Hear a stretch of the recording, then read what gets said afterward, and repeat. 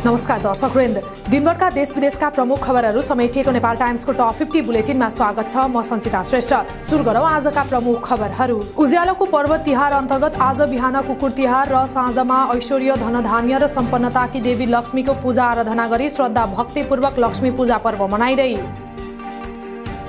काठमाडौँ उपत्यकामा काठमाडौँ, ललितपुर र भक्तपुर बाहेक अन्यत्र प्रशासनले सूचना जारी गरेर देउसी भैलो खेल्न समय तोकेसँगै यस वर्ष उपत्यकामा रातिसम्म देउसी भैलो खेल्न पाइने, रातभर देउसी भैलो खेल्न सकिने काठमाडौँ प्रहरी प्रमुखको भनाई।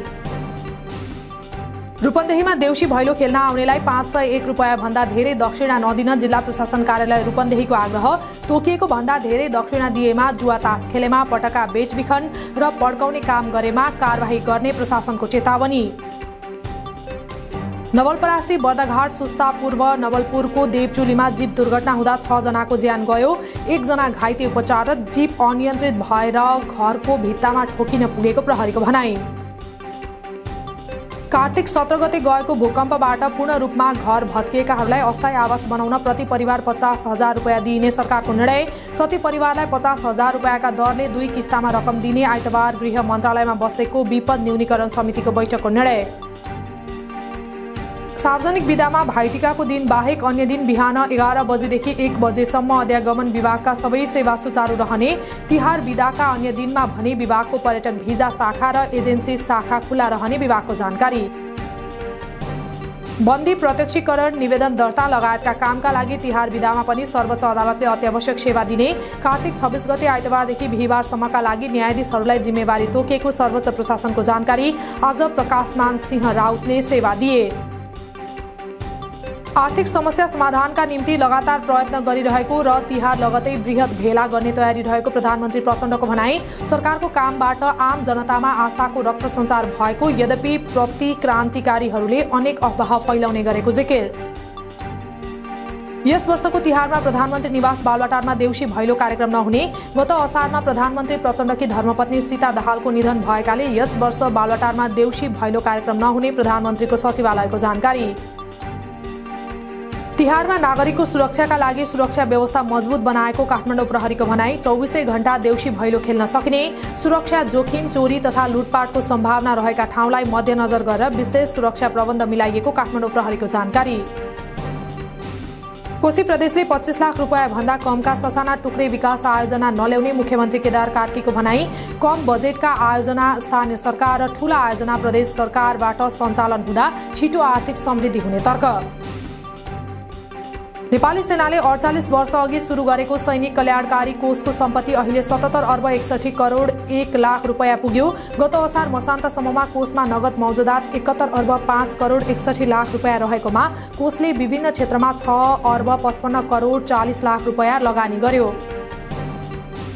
गोल्ड स्टार सुजले गर्यो। जाजरकोट र रुकुम पश्चिमका भूकम्प प्रभावितका लागि 35,68,150 रुपैयाँ बराबरको 10,000 थान जुत्ता चप्पल सहयोग। प्रधानमन्त्री प्रचण्डलाई भेटी गोल्ड स्टार सुजकी कार्यकारी निर्देशक विदुषी राणाद्वारा उक्त सहयोग हस्तान्तरण। रेड क्रस र रेड क्रिसेन्ट सोसाइटीहरूको अन्तर्राष्ट्रिय महासंघ IEFRC-द्वारा जाजरकोट भूकम्प पीडितका लागि राहत तथा प्रतिकार्यको प्रयासलाई अभिवृद्धि गर्न आपतकालीन अपिल जारी। राहत वितरण, अस्थायी आवास निर्माण, अत्यावश्यक वस्तु खरिद र शौचालय निर्माणका लागि 50 लाख स्विस जुटाउने।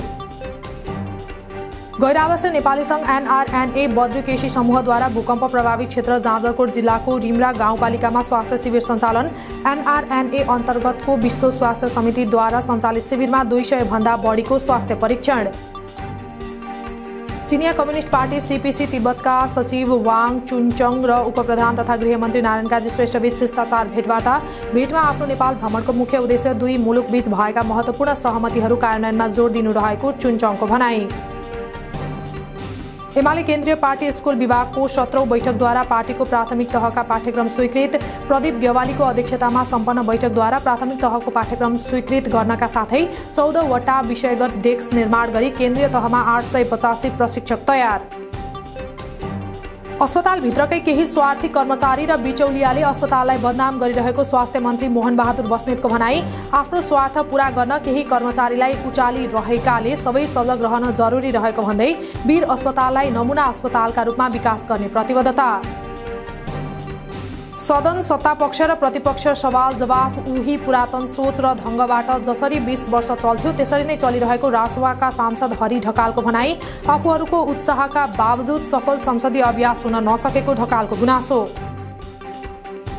4 वर्षपछि पुनः सञ्चालनको तयारी भएको मुस्ताङको लोमानथाङ गाउँपालिका स्थित कोराला नाकाको नेपालतर्फको सुरक्षाकर्मीहरूका लागि अस्थायी संरचना तयार। 20 फिट लम्बाइ र 10 फिट चौडाइका झ्याल र ढोका भएका सिसाबाट बाहिर हेर्न सकिने 5 प्रिफेट कन्टेनर जडान गरिएको गाउँपालिकाको भनाई। राष्ट्रिय योजना आयोगले लियो सुदूरपश्चिम प्रदेश पुगेर 16औं योजनाका लागि सुझाव। तल्लो तहबाटै वस्तुपरक अवस्था बुझेर योजना बनाउन लागिएकाले तल तहसम्म सुझाव लिन पुगेको आयोगकी सदस्य डाक्टर अनिता शाह ढुङ्गानाको भनाई। नेपाल हज समितिको सचिवालयद्वारा सन् 2024 को हज यात्राका लागि आवेदन दिने म्याद थप। अब मङ्सिर 10 गतेसम्म हज यात्राका लागि आवेदन दिन सकिने। रूपन्देहीको सिद्धार्थ कोल्ड स्टोरबाट बरामद भएको 1 करोड बराबरको फूल र माला नेपालमै उत्पादन भएको दावी गर्दै कोल्ड स्टोर सञ्चालकले बुझाए बिलमा उल्लेखित फर्म र व्यक्तिको नाम नसुनेको रूपन्देहीका पुष्प व्यवसायीहरूको जवाफ रहेको प्रहरीको भनाई। बुद्ध जन्मस्थल लुम्बिनीको विश्वव्यापी प्रचार प्रसार र पर्यटन प्रवर्धनका लागि बुद्ध परिपथका 4 पालिका लुम्बिनी विकास कोष NRNA एवं सरोकारवाला संस्थाहरूबीच सहकार्य गर्न सहमति। अब लुम्बिनीमा बुद्धको मार्गदर्शन र सन्देश विश्वमाझ पुग्ने भएपछि अन्तर्राष्ट्रिय पर्यटक भित्र्याउन सकिने लक्ष्य। तिहार सुरु भएदेखि नै आन्तरिक र अन्तर्राष्ट्रिय दुवैतर्फ दैनिक हवाई उडानको चाप रहेको त्रिभुवन अन्तर्राष्ट्रिय विमानस्थल कार्यालयको जानकारी। आन्तरिकतर्फ दैनिक 2 तर्फी गरी 300 उडान मार्फत 14 देखि 15,000 यात्रु आवत जावत गरिरहेको विमानस्थल प्रशासनको भनाई। अमेरिकाको नर्दर्न क्यालिफोर्नियामा अवस्थित नील कृष्ण जसोदा सिटौला फाउन्डेसनद्वारा वैज्ञानिक एवं राष्ट्रिय आविष्कार केन्द्रका अध्यक्ष डाक्टर महावीर पुन सहित 10 व्यक्ति सम्मानित। तिलगङ्गा आँखा अस्पतालका निर्देशक डाक्टर सन्दुक रुइत, कवि नवराज पराजुली लगायत नगद सहित सम्मानित। नेपाल दूरसञ्चार कम्पनी नेपाल टेलिकमको आमदानीमा गिरावट हुँदा नाफा पनि घट्यो। ग्राहकलाई सेवा प्रवाहबाट हुने आमदानी साथै वित्तीय आमदानीमा गिरावटसँगै नाफा घटेको प्रथम त्रैमासिक वित्तीय विवरणमा उल्लेख। चालू आर्थिक वर्षको पहिलो 3 महिनामा बैंकहरूले दिने व्यक्तिगत घर आवासीय कर्जा करिब 27 अर्ब रुपैयाँले बढेको पाइयो। गएको असार मसान्तमा 3 खर्ब 48 अर्ब 12 करोड रुपैयाँ रहेको व्यक्तिगत आवासीय घर कर्जा असोज मसान्तमा 3 खर्ब 74 अर्ब 90 करोड रुपैयाँ पुग्यो। आज महाकवि लक्ष्मीप्रसाद देवकोटाको 115औं जन्म जयन्ती विभिन्न कार्यक्रम गरी मनाइयो। विदेशी भाषामा नेपाली कृतिको अनुवाद र विदेशमा नेपाली साहित्यको विश्वव्यापी प्रचार प्रसारमा उनले पुर्याएको महत्त्वपूर्ण योगदानको कदर स्वरूप हरेक वर्ष लक्ष्मी पूजाको दिन देवकोटाको जन्म जयन्ती मनाउने चलन। गैराती धादिङमा भूकम्पको धक्का महसुस। राति 11:23 धादिङको ज्वालामुखी गाउँपालिका 5 खरी केन्द्रबिन्दु बनाएर 3.5 म्याग्निच्युडको भूकम्प गएको राष्ट्रिय भूकम्प मापन तथा अनुसन्धान केन्द्रको जानकारी। हल्का धक्का भएकाले केही क्षति नभएको उल्लेख। सांस्कृतिक माध्यमबाट पर्यटन प्रवर्धन गर्न होटल संघ पोखराले भाइटिका महोत्सव गर्ने। संस्कृति बचाऊ पर्यटन प्रवर्धन गरौं भन्ने नाराका साथ लेक साइडको होटल ल्यान्डमार्कमा 16औं भाइटिका महोत्सव गरिने।